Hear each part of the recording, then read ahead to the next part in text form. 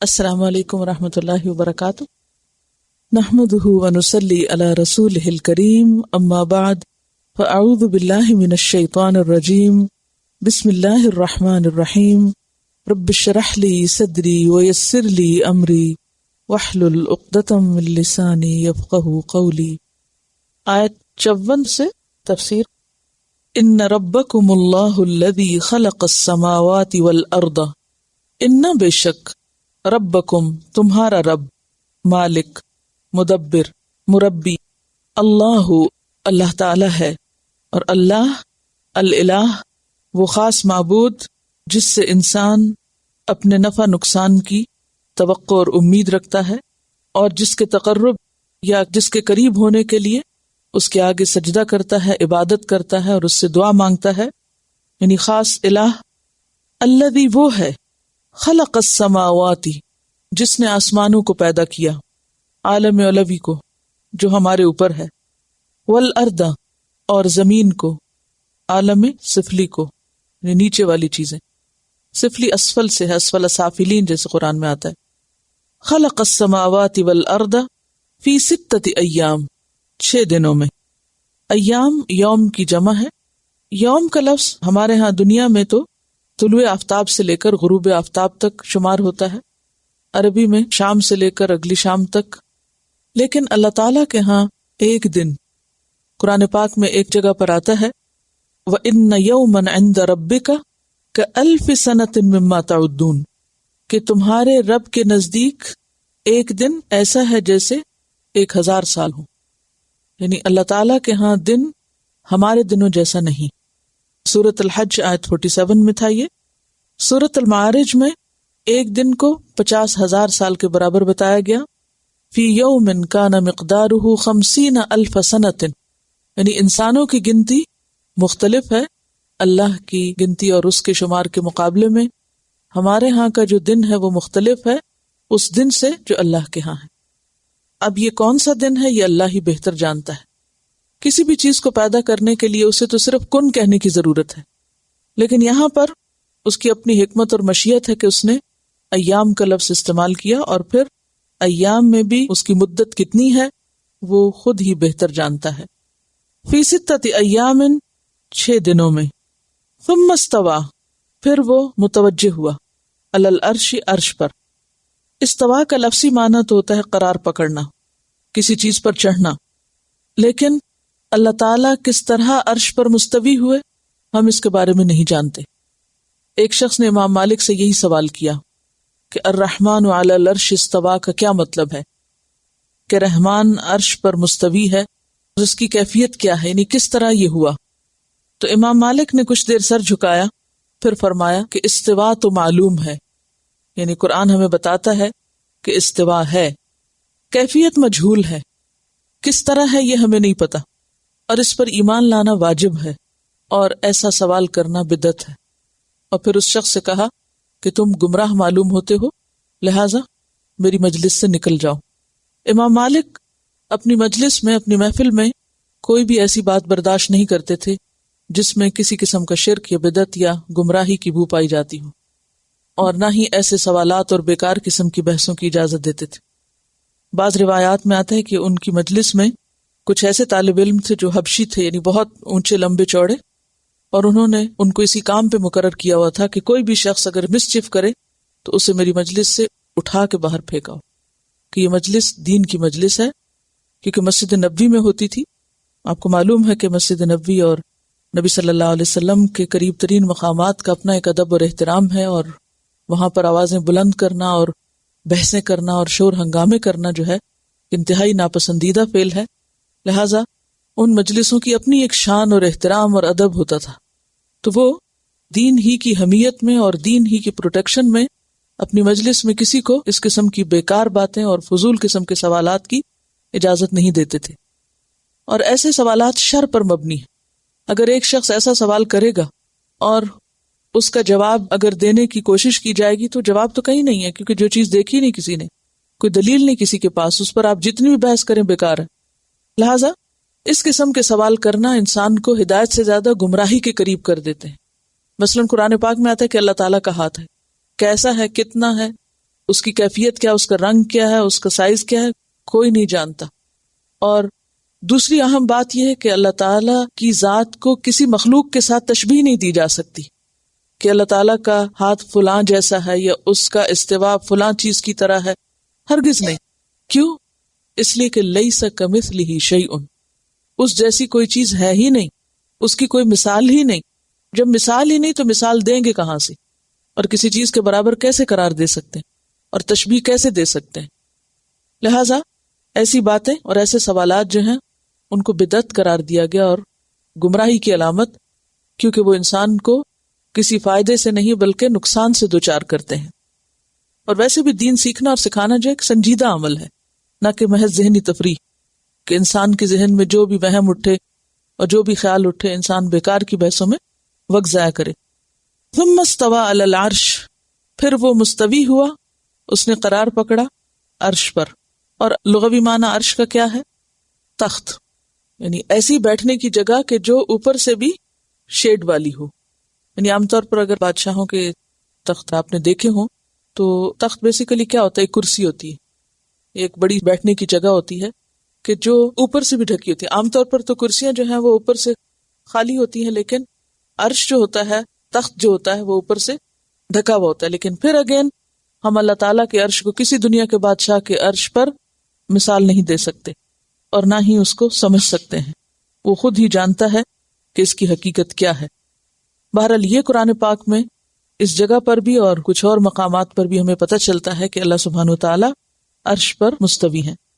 سورۃ یونس آیت 3 میں بھی آتا ہے، ان ربکم اللہ الذی خلق السماوات والارض فی 6 ایام ثم استوى علی العرش یدبر الامر. تو یغشی اللیل النہار، یغشی غشی سے ہے، غین شین یہ، غشی کا مطلب ہوتا ہے ڈھانپ دینا، غشاوتن کہتے ہیں پردے کو. یغشی اللیل، ڈھانپ دیتا ہے رات کو، یعنی رات کو غشاوتن کی طرح پردہ بنا دیتا ہے. یغشی ڈھانپ دیتا ہے، اللیل رات کو، یعنی رات کی چادر تان دیتا ہے کس پر؟ النہارا دن پر. اگر کبھی مغرب کے وقت آپ کو جہاز پر سفر کرنے کا اتفاق ہو اور اوپر سے آپ زمین کی طرف دیکھیں تو آپ اس کیفیت کو بہت آسانی سے سمجھ سکتے ہیں. آسمان پر روشنی ہوتی ہے لیکن زمین کے اوپر اندھیرا ہوتا ہے اور یوں لگتا ہے جیسے کسی نے ٹینٹ ڈال دیا ہے یا کوئی چادر تان دی ہے یا کوئی چیز چھا گئی ہے. تو رات جو ہے وہ دن پر چھا جاتی ہے، اس کو ڈھانک دیتی ہے. جیسے سورۃ یاسین میں بھی آتا ہے وَآیَةٌ لَهُمُ اللَّیْلُ نَسْلَخُ مِنْهُ النَّہَارَ، اور رات بھی ان کے لیے ایک نشانی ہے، ہم اس میں سے دن کو کھینچ لیتے ہیں اور رات کا پردہ ڈھک جاتا ہے، چھا جاتا ہے. یطلبہ، وہ طلب کرتا ہے اس کو، کون؟ دن یا پھر رات، یعنی ہر ایک دوسرے کو طلب کرتا ہے. حسیسا، جلدی جلدی. حفیظ کا روٹ ہے فے ہے. حث کہتے ہیں کسی کام پر ابھارنے کو یا رغبت دلانے کو، جلدی طلب کرنا. تو یطلبہ حسیسا، طلب کرتا ہے اس کو جلدی جلدی. کیا معنی ہے اس کا؟ کہ یوں لگتا ہے جیسے دونوں ایک دوسرے کے پیچھے دوڑ رہے ہیں. رات بھاگ رہی ہے دن کو پانے کے لیے اور دن دوڑ رہا ہے رات کے پیچھے. ایک آنکھ مچولی سی ہے. اور اگر آپ کبھی سیٹلائٹ سے ایسی تصویر دیکھیں کہ جس میں زمین کے کچھ حصے پر دن اور کچھ پر رات ہو تو اتنی تیزی کے ساتھ وہ یوں چلتا ہوا سایہ نظر آتا ہے، اور دوسری طرف سے اگر اسی کو دیکھا جائے تو یوں لگتا ہے جیسے دن کا حصہ جو ہے وہ رات کے پیچھے دوڑا اور رات کا دن کے پیچھے. اس آیت سے آپ دیکھیے کہ انڈائریکٹلی یہ پتا چلتا ہے کہ زمین کے سارے حصے پر سورج بیک وقت نہیں ہو سکتا. جس حصے پہ سورج ہوتا ہے جب زمین گھومتی ہے تو وہ روشنی آگے آگے چلی جاتی ہے اور پھر اندھیرا دوسری طرف سے موو کرتا جاتا ہے. یعنی اسٹل اور ساکن چیزیں نہیں ہیں دن اور رات، بلکہ مسلسل روٹیٹ کر رہی ہیں. یطلبہ حثیثا، تیزی کے ساتھ اس کا پیچھا کر رہا ہے، اس کو طلب کر رہا ہے، اس کے پیچھے بھاگ رہا ہے. کون؟ دن رات کے اور رات دن کے. اور طلب کرنے کا معنی کیا ہوتا ہے؟ پانا.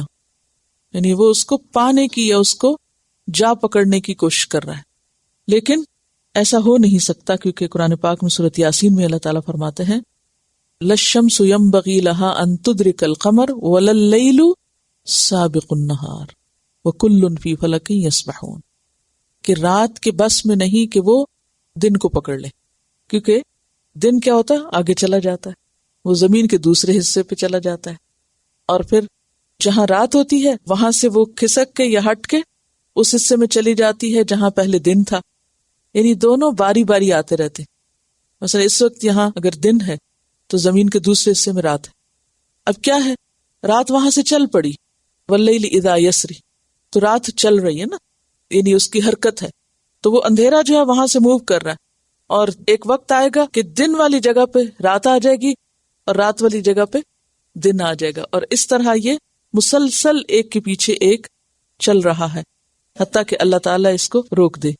یطلبہ حثیثا، اور کہنے کا مطلب کیا ہے کہ تیزی کے ساتھ اور جلدی جلدی وہ ایک دوسرے کا پیچھا کر رہے ہیں، یعنی اللہ کے اطاعت گزار ہیں، اللہ کے فرما بردار ہیں، اللہ کی بات مان رہے ہیں، جس طرح اللہ نے ان کو چلنے کا حکم دیا ویسے چلتے چلے جا رہے ہیں۔ والشمس والقمر والنجوم، اور سورج اور چاند اور ستارے، مسخرات ہیں، یعنی مسخرت ان کی جمع ہے، زیر فرمان ہے، زیر حکم ہے، کام میں لگے ہوئے ہیں، بِأَمْرِهِ، اس کے حکم کے ساتھ، اس کی قدرت کے ساتھ، اس کی تدبیر کے مطابق، یعنی جیسے اللہ نے ان کو حکم دیا ہے ویسے ہی کر رہے ہیں۔ پہلے رات اور دن کا ذکر کیا، پھر سورج اور چاند کا ذکر کیا، کیونکہ دن کو سورج ہوتا ہے اور رات کو چاند ہوتا ہے اور ستارے بھی ہوتے ہیں۔ فرمایا کہ یہ سب اپنے اپنے وقت پہ نکلتے ہیں اور اپنے اپنے کام میں لگے ہوئے ہیں اور مسلسل ایک دوڑ میں شریک ہیں، یعنی سارے کے سارے حرکت میں ہیں، کوئی بھی چیز رکی ہوئی نہیں، کوئی بھی چیز جمی ہوئی نہیں۔ اللہ تعالیٰ نے زمین اور آسمان کی تخلیق کس طرح کی؟ ایک ساکت اور جامد چیز کی طرح نہیں، اسٹل اور سالڈ چیز کی طرح نہیں، بلکہ کس طرح؟ مسلسل حرکت کے ساتھ، حتیٰ کہ وہ چیزیں جو بظاہر سالڈ نظر آتی ہیں وہ بھی بیٹھی ہوئی نہیں ہیں، حتیٰ کہ ایٹم جو ہے اس کے اندر بھی موومنٹ ہے، الیکٹران اور پروٹون جو ہیں وہ حرکت میں ہے، پوری کائنات حرکت میں ہے، ہر چیز ہر آن گھوم رہی ہے، کل فی فلک یسبحون، سب کے سب تیر رہے ہیں۔ سبح کا مطلب ہوتا ہے تیرنا، تو تیرتی ہوئی چیز کو آپ دیکھیں، سوم کرتی ہوئی چیز کو کہ کتنی تیزی کے ساتھ وہ آگے کو بڑھ جاتی ہے کہ پتہ بھی نہیں چلتا، غیر محسوس طریقے سے کہاں پہنچ جاتی ہے۔ تو اسی طرح یہ سارے کے سارے اپنے آربٹ میں گھوم رہے ہیں، مسلسل حرکت ہے۔ اب ہم ایک ایسی دنیا میں رہتے ہیں، ایک ایسی کائنات میں رہتے ہیں کہ جو رکی ہوئی نہیں ہے۔ یہ نہ رکی ہوئی کائنات ہمیں کیا سبق دیتی ہے؟ زندگی بھی چلنے کا نام، یعنی چلتی رہتی، اور ایک سٹیج سے دوسری اور دوسری سے تیسری، بچپن سے جوانی، جوانی سے بڑھاپا، زندگی سے موت، موت سے زندگی، یعنی ہر چیز مسلسل کام میں لگی رہی۔ ایسی کائنات کے اندر بیکار، سست اور بیٹھ رہنے والے لوگوں کا اور تبدیلیوں کو ایکسپٹ نہ کرنے والوں کا پھر حال کیا ہوگا؟ یعنی کائنات ان کو جگہ نہیں دے گی، یعنی جہاں ہر چیز ہر آن تبدیلی کا شکار ہے، کنٹینیوس چینج ہر چیز کے اندر، حتیٰ کہ ہم اپنے جسم کے اندر دیکھیں، خون کیا کر رہا ہے؟ دوڑ رہا ہے، مسلسل گردش کر رہا ہے، کتنا فاصلہ روز طے کرتا ہے وہ۔ ایک دفعہ جب خون پمپ ہوتا ہے تو پورے جسم کے بال تک جب پہنچتا ہے، کتنے مائل وہ بنتی ہیں جو وینز ہیں ہمارے جسم کے ایک ایک حصے میں، کہ ایک سیکنڈ کے اندر جب وہ پمپ ہوتا ہے تو کہاں سے کہاں میلوں میل فاصلہ طے کر جاتا ہے۔ ہمارے جسم کے اندر مسلسل حرکت ہے، اس کائنات کے اندر مسلسل حرکت ہے، موسموں میں، ہر چیز میں۔ تو جو انسان تبدیلی کو ایکسپٹ نہ کرے اور چینج کو قبول نہ کرے اور حرکت نہ کرے اور محنت نہ کرے اور کوشش نہ کرے اور پھر اپنی کوششوں کو اللہ پاک کی مرضی کے مطابق نہ کرے، تو اس کے لیے کوئی کامیابی نہیں ہو سکتی۔ اب یہاں پر آپ دیکھیے، والشمس والقمر والنجوم مسخرات بِأَمْرِهِ، یہ سارے کام میں لگے ہوئے ہیں، کس کے؟ اللہ کے حکم کے مطابق مسخر ہیں، اس کی اطاعت میں لگے ہوئے ہیں۔ الا لہ الخلق، خبردار، اللہ حرف تنبیہ ہے، خبردار، سن لو، لہ الخلق، اسی کی ہے مخلوق، خلق بمانا مخلوق، اور خلق کا معنی پیچھے آپ کو بتا چکی ہوں، عدم سے وجود میں لانا، یعنی ساری مخلوق اسی کی، ہر چیز کو اس نے بنایا، اس نے پیدا کیا ہے۔ والامر، اور حکم بھی، یعنی جس کی کریشن ہے پھر حکم بھی اسی کا ہے، امر بھی اسی کا ہے، تدبیر بھی اسی کی ہے، تصرف بھی اسی کا ہے، جیسا چاہے کرے۔ تبارک اللہ رب العالمین، بہت بابرکت ہے اللہ جو رب ہے سارے جہانوں کا، عالم جن و انس کا۔ اور تبارک کا لفظ کس سے نکلا ہے؟ برکت سے، بے رے کاف برکت، تو تبارک کا معنی ہوا برکتوں والا ہے اللہ، یعنی خوبیوں سے مالا مال ہے، خیر اور احسان اور عظمت والا ہے۔ سورۃ فرقان میں بھی آتا ہے تبارک الذی جعل فی السماء بروجا وجعل فیہا سراجا وقمرا منیرا۔ سورۃ الملک میں آتا ہے تبارک الذی بیدہ الملک وہو علی کل شیء قدیر، بہت بابرکت ہے جس کے ہاتھ میں پوری کائنات کی بادشاہی ہے اور وہ ہر چیز پر قادر ہے۔ اور یہاں پر کیا فرمایا؟ رب العالمین، وہ سارے جہانوں کا رب ہے۔ تو خلاصہ کیا ہے؟ کیا سبق ملتا ہے اس ایک آیت سے؟ آیت ایک ہے لیکن بہت سی چیزیں اس میں سمو دی گئی ہیں۔ اللہ تعالیٰ کا تعارف ہے اس آیت میں، اور دوسری بات یہ ہے کہ ہر چیز کا پیدا کرنے والا اللہ ہے، لہٰذا ہر چیز پر اسی کا حکم چل رہا ہے، ہم بھی اسی کی مخلوق ہیں، عالمین میں ہم بھی شامل ہیں، ہمارے لیے بھی لازم یہی ہے کہ ہم اس کے اطاعت گزار اور فرما بردار بندے بن کے رہیں۔ اور بہت ساری آیات کونیہ کا ذکر ہے اس ایک آیت کے اندر جو اللہ تعالیٰ کی پہچان اور معرفت پر دلیل ہیں۔ کائنات مسلسل حرکت میں ہے تو ہمیں بھی مسلسل حرکت میں رہنا ہے، کیونکہ یہ اللہ تعالیٰ کا کریشن پلان ہے۔ عام طور پر ہم عام زبان میں بولتے ہیں نا، زمانے کا ساتھ جو نہیں دے گی قوم، جو نہیں ساتھ چلے گا وہ پیچھے رہ جائے گا یا چھوڑ دیا جائے گا۔ تو یہ صرف زمانے کی بات نہیں ہے، دنیا کی بات نہیں، یہ تو آپ پوری کائنات سے الٹے رخ پہ چلیں گے اگر آپ دنیا میں رہ کے کام نہیں کریں گے، محنت نہیں کریں گے، کوشش نہیں کریں گے، اسٹرگل نہیں کریں گے، جد و جہد نہیں کریں گے، آگے نہیں بڑھیں گے۔ تو اس میں مسلسل آگے بڑھنے اور جد و جہد کرنے کا سبق ہے۔ اور پھر یہ ہے کہ یہ جد و جہد اپنی مرضی اور اپنی خواہش کے مطابق نہ ہو بلکہ اللہ کے حکم کے مطابق۔ اب دیکھیں کہ جد و جہد تو بہت سی قومیں کر رہی ہیں، دنیا میں جتنی بھی ترقی یافتہ قومیں ہیں یہ ساری جد و جہد کر رہی ہیں، صبح سے شام تک بھاگ دوڑ رہی ہیں، لیکن وہ جد و جہد یا تو اپنی خواہشات کی پیروی میں ہے یا محض دنیاوی مفادات میں ہے۔ پوری کائنات ہمیں سبق دے رہی ہے کہ کامیاب وہ ہے جو اللہ کی مرضی کے مطابق سٹرگل کر رہا ہے۔ لہٰذا انسان کی کامیابی بھی اسی میں ہے کہ وہ حکم الہی کے مطابق سٹرگل کرے۔ یہ حصہ سب چیز کو سمرائز کر رہا ہے کہ کریشن بھی اسی کی ہے تو حکم بھی اسی کا چلے گا، اسی کا حق ہے، جو خالق ہے اسی کا رائٹ ہے کہ اس کی عبادت اور اطاعت کی جائے۔ جیسے زمین اور آسمانوں کو اللہ نے 6 دنوں میں پیدا کیا، اسی طرح انسان کی تخلیق کے مراحل ہیں، تراب تھا، پھر 3 ہوا، پھر اس کے بعد سلسال اور آگے کے مرحلے، 7 مرحلوں میں انسان بنا۔ تو خلق جو ہے وہ سٹیپ بائی سٹیپ انسان آگے بڑھتا ہے۔ خلق کا مطلب ہے کہ تدریج کے ساتھ گریجولی ایک چیز وجود میں آنا، جیسے رب کے معنوں میں آتا نا کہ ذرے سے کمال تک پہنچانے والا، ایک بیج سے پورا درخت بنانے والا۔ اور امر کا معنی ہے کن سے پیدا کرنے والا، یعنی کن کہہ کے کسی بھی چیز کو وجود میں لانے والا۔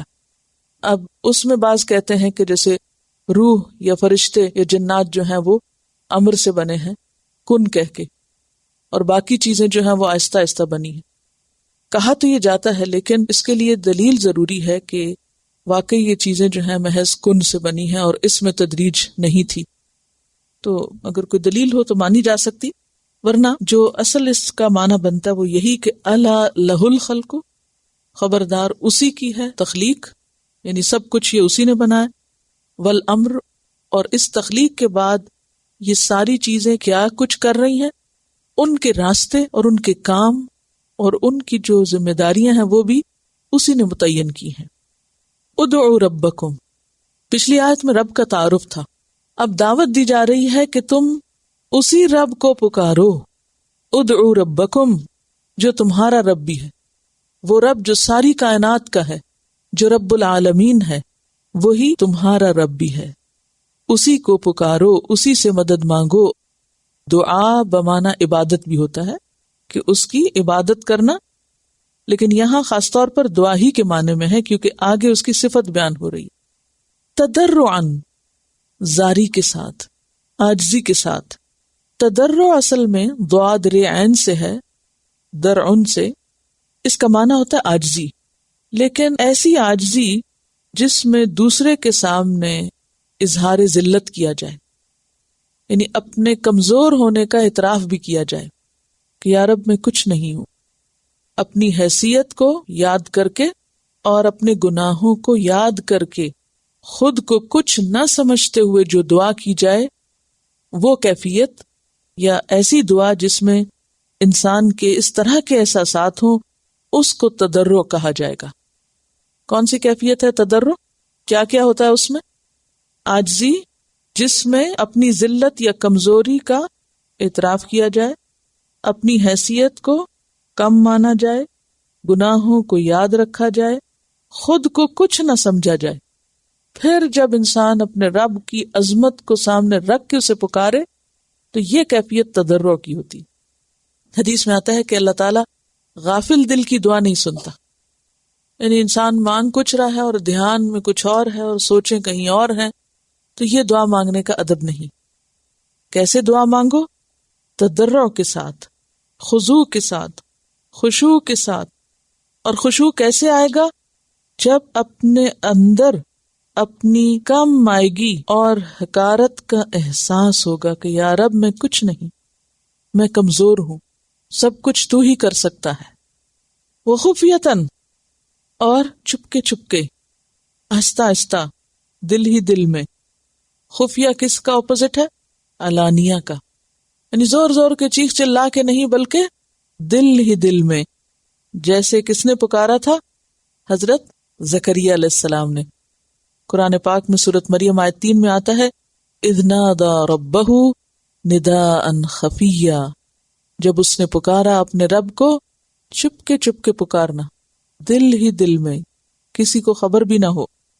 سورۃ اعراف کی آیت 205 میں بھی یہ مضمون آتا ہے وَاذْكُرْ رَبَّكَ فِي نَفْسِكَ، اور یاد کرو اپنے رب کو اپنے دل میں، تضرعاً وخیفتاً، یہاں خفیہ ہے وہاں خیفتاً ہے۔ ایک موقع پر صحابہ کرام کی غزوہ خیبر کی طرف روانگی تھی، تو بلند آواز سے تکبیرات کہہ رہے تھے یا نعرے جیسے لگاتے نا، تو آپ صلی اللہ علیہ وسلم نے فرمایا ایھا الناس اربعوا علی انفسکم، لوگوں اپنے آپ پہ رحم کرو، فانکم لا تدعون اصم، تم کسی بہرے کو نہیں پکار رہے، ولا غائبا، اور نہ کسی غائب کو، کہ کوئی سامنے نہیں، نظر نہیں آ رہا، کیونکہ بعض اوقات ہوتا ہے نا کسی کو آپ کو ڈھونڈنا ہوتا ہے اور وہ نظر نہ آئے تو آپ کیسے بولتے ہیں؟ زور سے، حالانکہ وہ ہو سکتا ہے قریب ہی ہو کہیں۔ تو آپ نے فرمایا کہ اپنے آپ پہ رحم کرو، تم کسی بہرے اور غائب کو نہیں پکار رہے، انکم تدعون سمیعا قریبا وہو معکم، تم اس کو پکار رہے جو سنتا ہے، جو قریب ہے اور وہ تمہارے ساتھ ہی ہے، اس لیے تم کیسے پکارو اس کو؟ چپکے چپکے، دل ہی دل میں۔ اور ویسے بھی حدیث میں آتا ہے نا کہ میں اپنے بندے کے ساتھ اس کے گمان کے مطابق ہوتا ہوں، اگر بندہ مجھے دل میں یاد کرتا ہے تو میں بھی اس کا ذکر اپنے باطن میں کرتا ہوں، اور اگر وہ میرا ذکر کسی جماعت میں کرے تو میں اس کا ذکر اس سے برتر جماعت یعنی فرشتوں کی جماعت میں کرتا ہوں۔ انہ لا یحب المعتدین، بے شک وہ نہیں پسند کرتا معتدین کو۔ معتدین کس کی جمع ہے؟ معتدی کی۔ اعتداء کس کو کہتے ہیں؟ زیادتی کو، حد سے بڑھنے کو، یعنی دعا میں حد سے نہ بڑھو۔ اس کا یہ مطلب نہیں کہ زیادہ دعا نہ کرو، تھوڑی سی بس کر دو کافی۔ اس کا مطلب یہ ہے کہ دعا چیخ چلا کے اور شور مچا کے اور حال دعائی کر کے بے ادبی کے ساتھ مت مانگو، اور بے صبری کے ساتھ نہ مانگو، بلکہ صبر کے ساتھ، امید رکھتے ہوئے، انتظار کے ساتھ، اور اس بات کے یقین کے ساتھ کہ اللہ سن رہا ہے، اور اگر مجھے وہ نہ بھی ملا جو میں مانگ رہا ہوں تو اس کے بدلے میں وہ مجھے اس سے بہتر بھی دے سکتا ہے، یا کوئی تکلیف دور کر سکتا ہے، یا پھر آخرت میں بہترین ثواب دے گا کہ میری دعا رائے گاں نہیں۔ حد سے بڑھنا کیا ہوتا ہے کہ انسان کچھ دن تو خوب دعا مانگے، پھر مایوس ہو جائے، پھر کہے میری تو اللہ سنتا نہیں لہٰذا میں چھوڑ رہا ہوں، کبھی اس ایکسٹریم پہ کبھی اس ایکسٹریم پہ۔ نہیں، دعا کے آداب میں سے ہے کہ انسان اللہ تعالیٰ سے اچھی امید رکھ کے دعا مانگے، اور دعا مانگنے سے تھکے نہیں، مانگتا چلا جائے صبر اور استقامت کے ساتھ، اور اللہ سے اچھے نتیجے اور اچھی قبولیت کی امید رکھتے ہوئے، ثواب کا دھیان رکھتے ہوئے۔ یہاں اعتدال سے مراد کیا ہے کہ مایوس نہیں ہونا اور مانگنے میں شور ہنگامہ اور بے چینی اور بے صبری کا مظاہرہ نہیں کرنا۔ اب آپ دیکھیے کہ پیچھے کائنات کی کیفیت بیان کی گئی کہ ہر چیز حرکت میں، اضطراب میں ہے۔ انسان کی زندگی میں بھی حرکت اور اضطراب کب آتا ہے؟ جب کوئی مشکل آتی ہے۔ اچھا، جب حرکت اضطراب آ جاتا ہے تو پھر ہم رکنے کا نام نہیں لیتے، پھر ہم کہتے ہیں بس فوراً جلدی بات سنی جائے، ابھی ہو جائے جو ہم چاہتے ہیں۔ تو اس کا پھر کیا ہے کہ تم صبر سے کام لو، کیونکہ اللہ تعالیٰ معتدین کو پسند نہیں کرتا۔ وَلَا تُفْسِدُوا فِي الْأَرْضِ بَعْدَ إِصْلَاحِهَا، اور نہ تم بگاڑ پیدا کرو، فساد، فی الارض زمین میں، بعد اصلاحها اس کی اصلاح کے بعد۔ فساد دو طرح کا ہوتا ہے، ایک حسی اور دوسرا ذہنی یا مانوی یا حکمی۔ حسی فساد کیا ہوتا ہے؟ جیسے زمین پر جو تعمیر اور اصلاح کے بہت سے کام ہیں، ترقی کے کام ہیں، ان میں خرابی پیدا کرنا، مثلا عمارتوں کی توڑ پھوڑ، انسانوں کا قتل عام، کھیتیوں کا اجاڑنا، نسلوں کو برباد کرنا، یعنی زمین میں بد امنی پیدا کرنا۔ یہ ہے حسی فساد، کہ زمین کو رہنے کے قابل نہ چھوڑنا۔ ظہر الفساد فی البر والبحر، سمندر اور خشکی میں پولوشن اور بگاڑ ہی بگاڑ۔ تو یہ کیا ہے؟ سب حسی فساد۔ اور ایک ہوتا ہے ذہنی بگاڑ، اور وہ کس سے ہوتا ہے؟ گناہوں کی کثرت سے اور شرک اور کفر وغیرہ سے۔ تو لا تفسدوا فی الارض، زمین میں رہ رہے ہو جو اللہ کی بنائی ہوئی ہے، یہاں شرافت سے رہو، فساد اور بگاڑ مت کرو، جبکہ اس کی اصلاح ہو چکی۔ یعنی اللہ نے پیغمبر بھیجے، رسول کو بھیجا، تعلیم دی تم کو، اور سب کچھ جان بوجھ کے سمجھ کے تم پھر خرابی کرو، تو یہ درست نہیں۔ وَادْعُوهُ، اور پکارو اس کو، دعا مانگو اس سے، کیسے؟ خوفا وطمعا، خوف اور امید کے ساتھ۔ خوف کس چیز کا؟ کہ کہیں اللہ کا عذاب نہ آ جائے، اور امید کس کی؟ کہ خیر ہوگی۔ جب تک ہم اللہ کو پکارتے ہیں اللہ ہماری سنتا ہے۔ انبیاء کے بارے میں آتا ہے سورۃ الانبیاء آیت 90 میں، وَيَدْعُونَنَا رَغَبًا وَرَهَبًا، کہ وہ پکارتے تھے ہم کو رغبت کے ساتھ بھی، یعنی امید کے ساتھ بھی، وَرَهَبًا، اور ڈرتے ہوئے بھی۔ تو یہاں بھی کیا کہا؟ پکارو اس کو خوف کے ساتھ بھی، ڈرتے ڈرتے بھی، اور قبولیت کی امید رکھتے ہوئے بھی، اس کی رحمت کی امید رکھتے ہوئے بھی۔ اور طمع کون سی امید ہوتی ہے؟ شدت والی امید، خوب امید، یہ نہیں کہ تھوڑی دیر امید ہو پھر اس کے بعد پھر مایوسی، یہ درست نہیں۔ یعنی اللہ کی رحمت سے مایوس نہیں ہونا چاہیے۔ ان رحمت اللہ قریب من المحسنین، بے شک اللہ کی رحمت قریب ہے، کس سے؟ محسنین سے۔ تو اس سے کیا اشارہ ملتا ہے؟ کیا سمجھ میں آتی؟ پہلے کہا کام کرو، پھر کہا دعا کرو، اور پھر نا امید نہ ہو۔ دعا سنی جائے گی، لیکن کس کی دعا سنی جاتی ہے؟ محسنین کی۔ اور محسنین کون ہے؟ جیسے سورۃ الاعراف آیت 156 میں آتا ہے، وَرَحْمَتِي وَسِعَتْ كُلَّ شَيْءٍ، میری رحمت تو ہر چیز پہ چھائی ہوئی ہے۔ اللہ کے غضب پر بھی اللہ کی رحمت حاوی، لیکن وہ ہے کس کے لیے؟ فَسَأَكْتُبُهَا لِلَّذِينَ يَتَّقُونَ، میں عنقریب لکھ دوں گا اس کو ان لوگوں کے لیے جو تقوی اختیار کرتے ہیں، جو متقی ہیں۔ وَيُؤْتُونَ الزَّكَاةَ، اور وہ زکوٰۃ دیتے ہیں۔ اب آپ دیکھیے کہ اللہ کی رحمت کس کے لیے ہے؟ تقوی والوں کے لیے، اور زکوٰۃ دینے والوں کے لیے۔ مال کی بھی صفائی اور دل کی بھی صفائی، اخلاق کی بھی صفائی، اور اشارہ ہے کس طرف؟ صدقہ کرنے کی طرف۔ تو اللہ کی رحمت محسنین کے قریب ہے۔ اور محسن کون ہوتا ہے؟ جو صرف حق ادا نہ کرے بلکہ حق سے بھی زیادہ دینے والا ہو۔ احسان کے درجے میں، جو اسے نہ دے وہ اس کو بھی دے۔ تو اللہ کی رحمت محسنین سے قریب ہے۔ اس لیے کہتے ہیں نا کہ صدقہ جو ہے وہ بلاؤں کو رد کرتا ہے، اور انسان جب دعا کرتا ہے تو ادھر سے دعا اٹھتی ہے اور اوپر سے بلا اگر اتر رہی ہو تو دعا جو ہے اور وہ بلا دونوں آپس میں جھگڑا کرتی، اور جو غالب ہوتی ہے وہ نافذ ہو جاتی، واقع ہو جاتی۔ تو بات یہ ہے کہ اس آیت میں خاص طور پر فساد سے پرہیز کرنے کے لیے کہا گیا ہے۔ تو محسنین کی ایک بنیادی خوبی یہ بھی ہوگی کہ وہ فساد اور بگاڑ سے بچتے ہیں، اور دونوں طرح کے فساد سے، یعنی حسی فساد سے بھی اور ذہنی فساد سے بھی، حکمی فساد سے بھی، ہر طرح کے بگاڑ سے، خواہ وہ تعلقات میں ہو یا پھر چیزوں میں ہو۔ تو بندوں کے لیے سب سے بڑی کامیابی کیا ہے؟ کہ ان پر اللہ کی رحمت ہو جائے۔ یعنی انسان کی سب سے بڑی کامیابی یہ ہے کہ وہ اللہ کی رحمت کا مستحق ہو جائے، اور اگر اللہ کی رحمت بندے پہ ہو جائے تو اس کے سارے بگڑے کام درست ہو جاتے ہیں، ہر فساد کی اصلاح ہو جاتی ہے۔ جنت کو بھی اللہ تعالیٰ نے اپنی رحمت کہا، لیکن یہ رحمت کن لوگوں کے حصے میں آتی ہے؟ جو محسنین ہو، اور محسنین کا لفظ احسان سے، احسان اللہ کے ساتھ معاملے میں بھی اور بندوں کے ساتھ معاملے میں بھی۔ اللہ کے ساتھ معاملے میں احسان کیا ہے؟ ان تعبد اللہ کأنک تراہ، کہ عبادت اس طرح کی جائے گویا تم اللہ کو دیکھ رہے ہو، یعنی بندے کا اپنے رب سے ایسا تعلق کہ گویا ہر کام میں، ہر چیز میں رب سامنے، رب آگے، نہیں کچھ بھی وہ کرے لیکن وہ اپنے رب کو نہیں بھولتا، خوشی میں، غم میں، تکلیف میں، دکھ میں، مصیبت میں، ہر حال میں اس کا تعلق اپنے رب سے جڑا ہوا۔ قل ان صلاتی ونسکی ومحیایا ومماتی للہ رب العالمین، یعنی اس کے سارے جذبات، اس کی نماز اور قربانی، اس کی عبادات، اس کے احساسات، اس کی ساری چیزیں اپنے رب سے وابستہ ہو جائیں، رب کے لیے ہو جائیں۔ اور پھر جب پکاریں تو پکارنے میں کیا ہو؟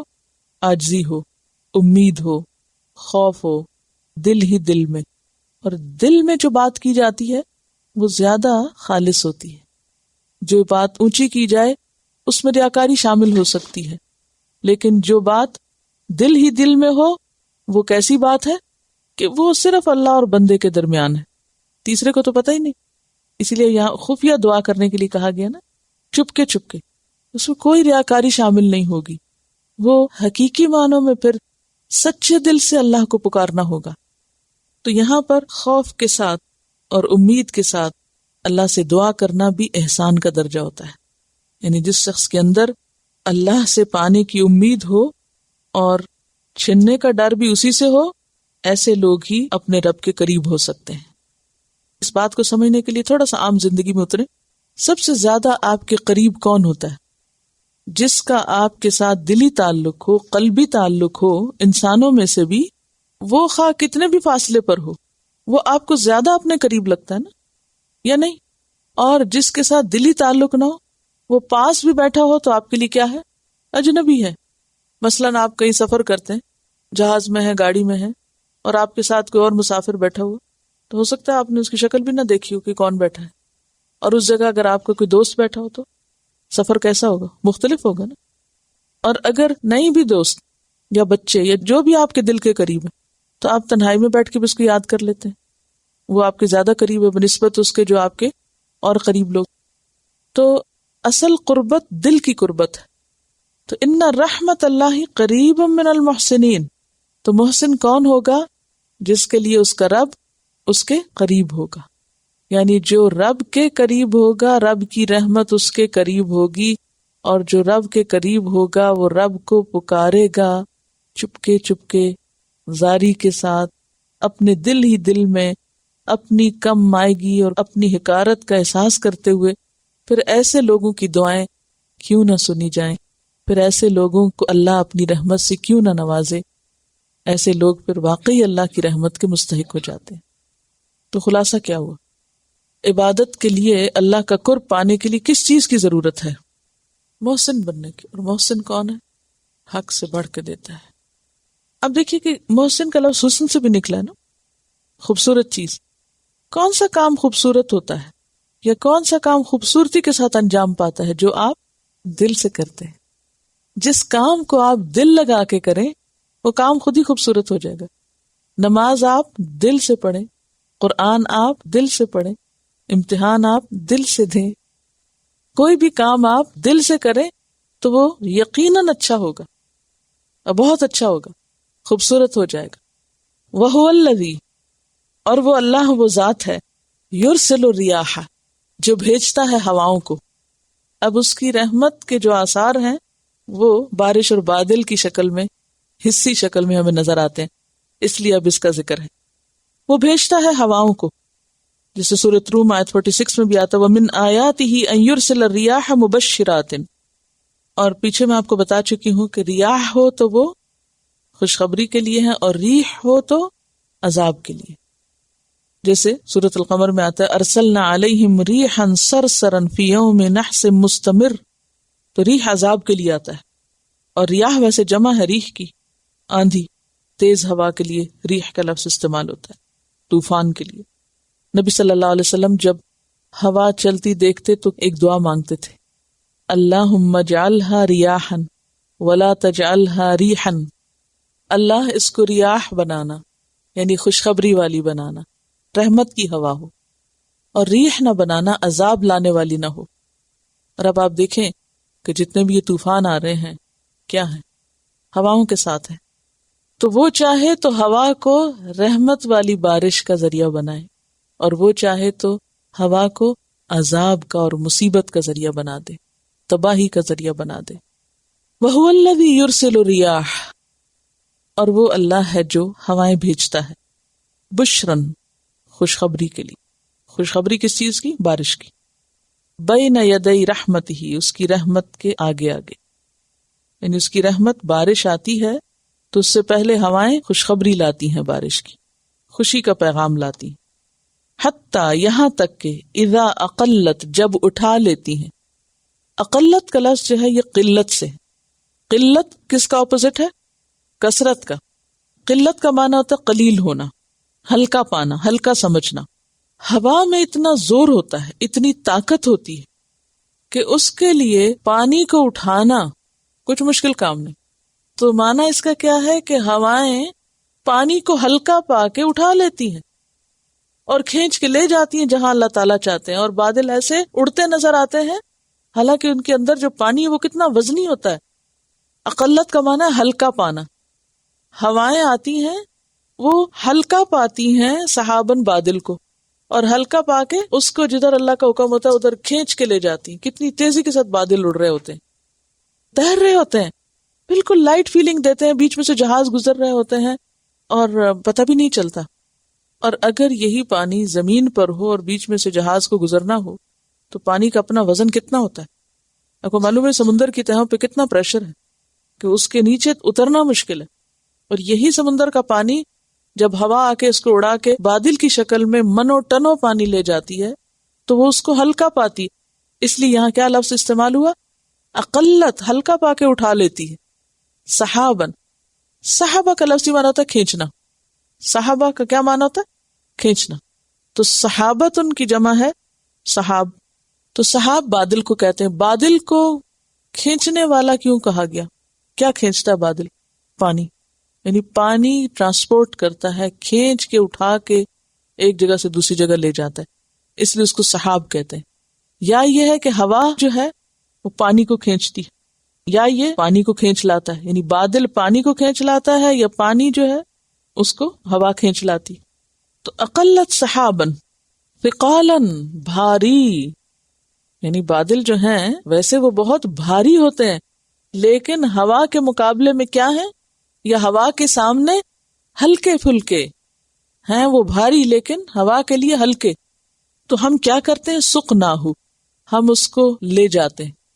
سائق عربی میں ڈرائیور کو کہتے ہیں، سیاقہ ڈرائیونگ.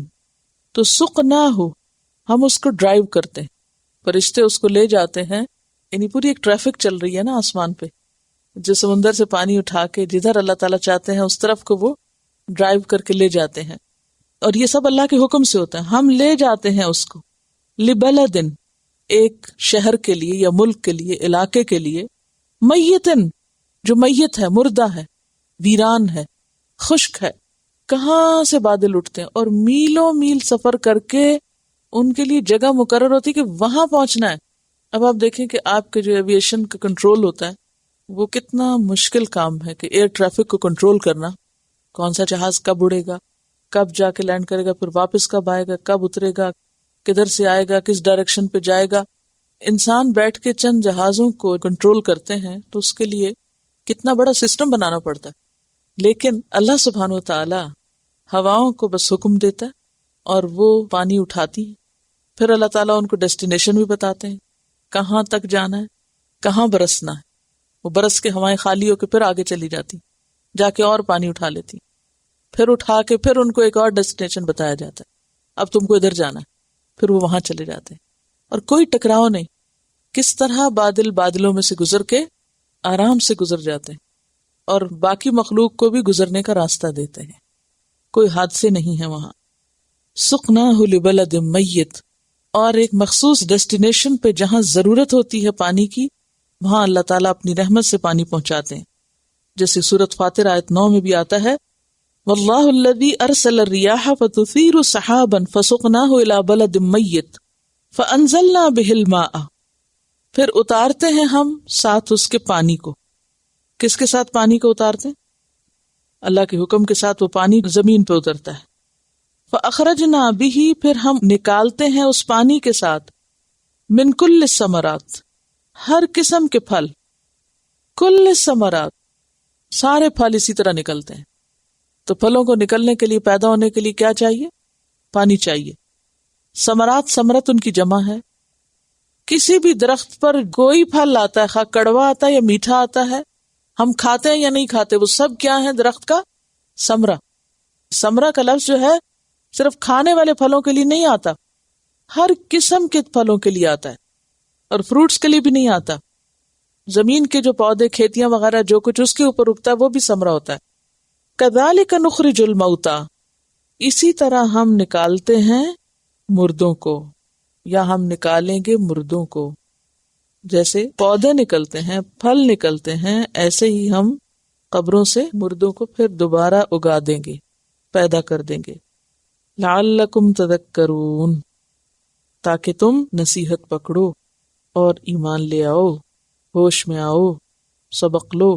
والبلد الطیب، اور پاکیزہ زمین، عمدہ زمین یا عمدہ علاقہ، یخرجو نکلتی ہے، نباتہ اس کی پیداوار، یعنی اچھی پیداوار، بِإِذْنِ رَبِّهِ اپنے رب کے اذن کے ساتھ، والذی اور وہ جو، یعنی وہ بلد، خبث جو ناپاک ہوتا ہے، لا یخرجو نہیں نکلتی، کیا؟ اس کی نبات، اس کے پودے یا اس کی پیداوار، الا نکدا مگر بے فائدہ، بیکار۔ نکدہ کا لفظ ہے یہ منحوس کے لیے بھی آتا ہے اور کم پیداوار کے لیے بھی آتا ہے، اور خراب زمین سے زیادہ فائدہ حاصل نہیں ہوتا، یا تو کچھ بھی نہیں صحیح طور پہ نکلتا، یا جو نکلتا ہے وہ کام کا نہیں ہوتا، یا پھر پھل آتا بھی تو بہت تھوڑا آتا ہے، سارے معنوں میں آ سکتا ہے۔ کذالک نصرف الآیات، اسی طرح ہم پھیر پھیر کے لاتے ہیں آیات، احکامات یا نشانیاں دکھاتے ہیں ہم، لقوم یشکرون ان لوگوں کے لیے جو شکر ادا کرتے ہوں، شکر گزار لوگوں کے لیے ان آیات میں اور مختلف آیات میں مختلف سبق ہیں۔ اب یہاں پر بلد جو ہے کس سے تشبیہ دی گئی بلد کو، اور اس حصی مثال سے کیا سمجھانا مقصود ہے؟ انسان کو سمجھانا مقصود ہے کہ انسان بھی کس کی طرح ہے؟ زمین کی طرح ہے۔ اچھے انسانوں پر جب روحانی بارش ہوتی ہے تو اچھے پھل آتے ہیں، اور خبیث لوگوں پر جب روحانی بارش ہوتی ہے تو وہ فائدہ اٹھانے کی بجائے اور بگڑ جاتے ہیں۔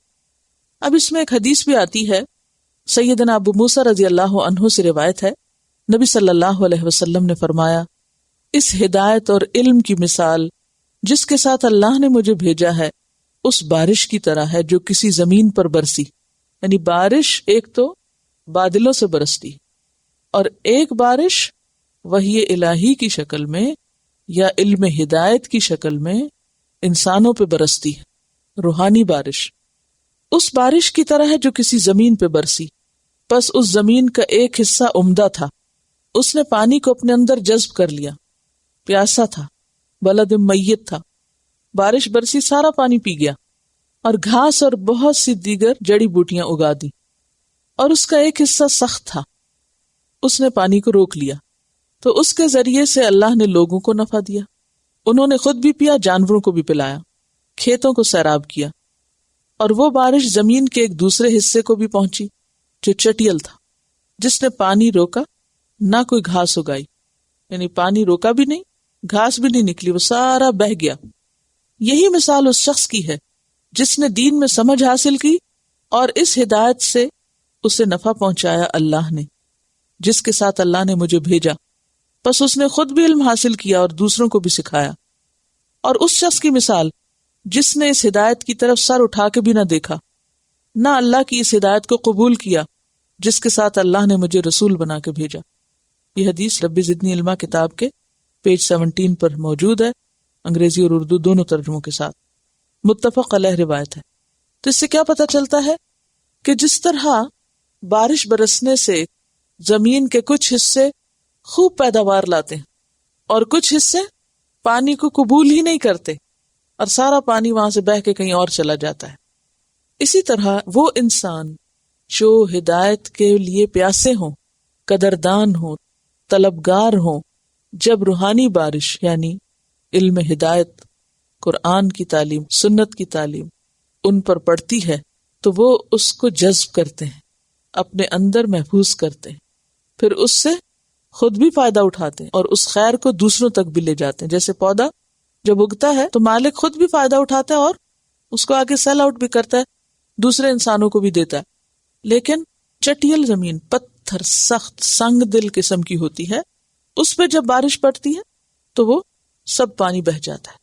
یعنی کفار مکہ جیسے تھے تو ان پر بھی ہدایت کی بارش پڑ رہی تھی، مکہ میں رہتے تھے، حرم کے پاس رہتے تھے، پیغمبر ان کے بیچ میں تھا، لیکن وہ کیا کر رہے تھے؟ کوئی اثر نہیں تھا ان پر کسی چیز کا۔ اب کیا ہوا؟ پانی وہاں نہیں ٹھہرا، کہاں چلا گیا؟ مدینہ چلا گیا، اس نے وہ جذب کر لیا اور ساری دنیا میں خیر پھوٹی وہاں سے۔